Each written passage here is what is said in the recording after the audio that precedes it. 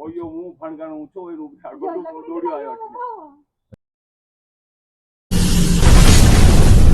दोस्तों, आज हमें स्नेक रेस्क्यू का एक कॉल आता है और हम पहुंच जाते हैं राजसमंद के सिविल लाइन स्थित माननीय न्यायाधीश महोदया के बंगले में, जहां एक सांप दिखाई दिया है। लेकिन यहां पहुंचते ही हमें जो जानकारी मिलती है उसे सुनकर हम भी थोड़ा हैरान रह जाते हैं। वहां मौजूद एक आंटी जी हमें बताते हैं कि गार्डन में घास काटने का काम चल रहा था।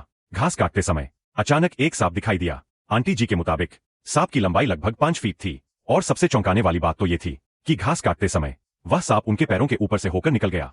सांप पैरों के ऊपर से निकलते ही वहां मौजूद महिलाओं में अफरा तफरी मच गई। वहां काम करने वाली दूसरी महिलाओं ने भी सांप को देखा था और बंगले पर ड्यूटी में तैनात सिपाही साहब ने भी सांप को अपनी आंखों से देखा। लेकिन तब तक सांप गार्डन में कहीं जाकर छुप चुका था। अब सबसे बड़ी चुनौती थी, आखिर वह 5 फीट लंबा सांप छुपा कहाँ है। हमने सबसे पहले आसपास के पूरे गार्डन को ध्यान से देखना शुरू किया। घास, पौधों के आसपास की जगह और जहां जहां सांप के छुपने की संभावना हो सकती थी, हमने हर जगह सावधानी से तलाश शुरू कर दी।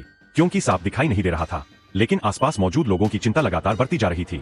अब हमारी कोशिश थी कि सांप को बिना किसी नुकसान के सुरक्षित तरीके से रेस्क्यू किया जाए। काफी तलाश के बाद आखिरकार हमें सांप के छुपे होने के संकेत मिलते हैं और फिर शुरू होता है इस 5 फीट लंबे सांप का रेस्क्यू।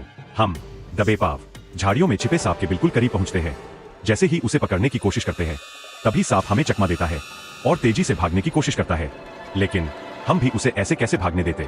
आखिर यहाँ रहने वाले लोगों और काम करने वाली महिलाओं के मन से डर जो खत्म करना था, और सबसे जरूरी इस बेजुबान जीव को भी सुरक्षित पकड़कर वापस जंगल में छोड़ना था।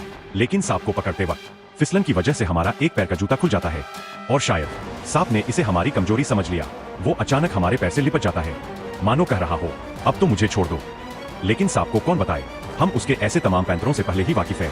कुछ ही देर में हम सांप को झाड़ियों से निकालकर खुली जगह पर ले आते हैं ताकि वहां काम करने वाली महिलाएं उसे करीब से देख सकें और उनके मन में बैठा सांप का डर हमेशा के लिए दूर हो सके।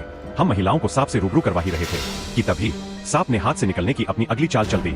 वो जोर जोर से लहराने लगा और खुद को छुड़ाने की पूरी कोशिश करने लगा, लेकिन इस बार भी उसकी चाल काम नहीं आई।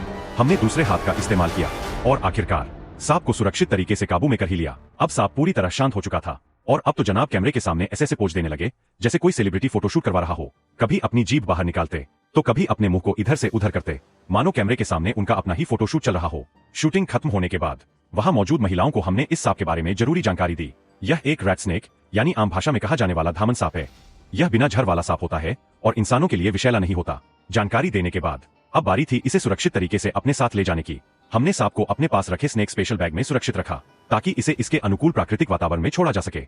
और दोस्तों, आज के इस वीडियो को आप तक पहुंचाने में एक और शख्स का खास योगदान रहा। वहां ड्यूटी पर तैनात सिपाही साहब जो आज हमारे कैमरामैन बने थे।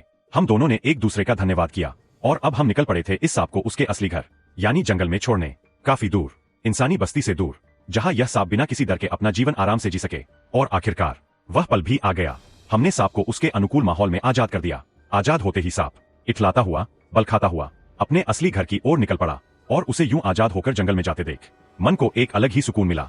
दोस्तों, आज का यह रेस्क्यू यही खत्म होता है, लेकिन जाते जाते आपसे एक सवाल, क्या कभी आपके साथ भी ऐसा वाकया हुआ है जब कोई सांप या कोई दूसरा जानवर अचानक आपके पैरों पर या आपके ऊपर आ गिरा हो? अगर हाँ, तो अपना अनुभव कमेंट में जरूर बताइए।